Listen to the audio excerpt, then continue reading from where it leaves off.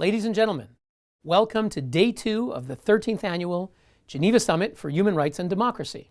My name is Hillel Neuer, and I'm the Executive Director of United Nations Watch. It's my honor to welcome you to the second day of our virtual gathering of human rights dissidents, pro-democracy activists, and former political prisoners from around the world.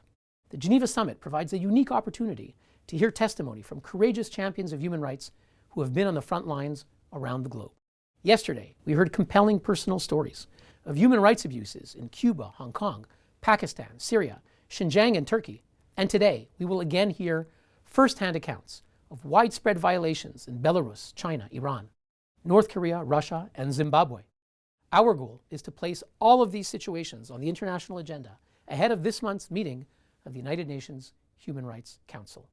On Belarus, we'll hear from Svetlana Tsikhanouskaya, who stood in for her husband Sihare in the August 2020 presidential election after he was jailed for challenging the regime. By all accounts, Svetlana defeated President Lukashenko, but the election was rigged. In March, the regime announced a criminal probe into Svetlana on fake terrorism charges. Despite the risks, she continues to speak out and fight for democracy. On North Korea, we'll hear from Ji-yoon Park, an SKP and survivor of a North Korean forced labor camp. By sharing her remarkable story, she will bring to light the horrific abuses committed by the regime of Kim Jong-un. On Iran, we'll hear from Kylie Gilbert, an Australian-British academic who was recently released after 804 days in Iranian prison, sentenced on false espionage charges. She was subjected to solitary confinement and psychological torture. Since her release, Gilbert has been working to raise awareness about other foreign nationals arbitrarily detained by Iran for diplomatic leverage.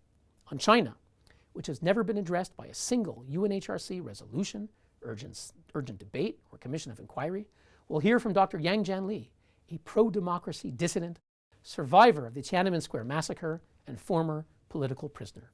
Today, Jianli heads Initiatives for China, one of the Geneva Summit partners. On Russia, which was just elected to the UN Human Rights Council, we will hear from Vladimir Karamorza, a leading critic of the Kremlin who has played a key role in promoting the adoption of the Magnitsky Act to impose targeted sanctions against abusers. Because of his advocacy, Vladimir was poisoned twice and nearly killed.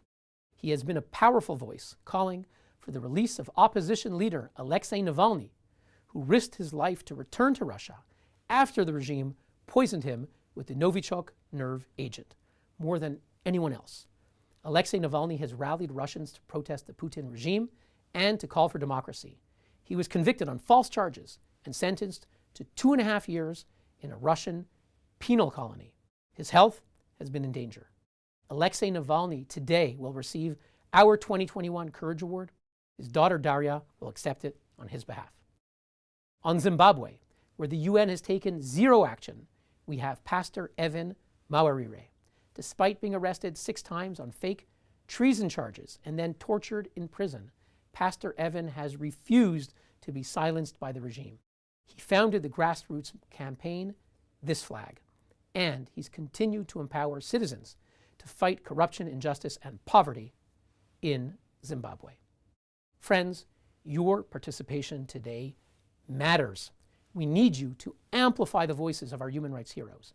Please share the Geneva Summit posts on Facebook, Instagram, and Twitter, and make sure to add your own voice together with the hashtag Geneva Summit 2021.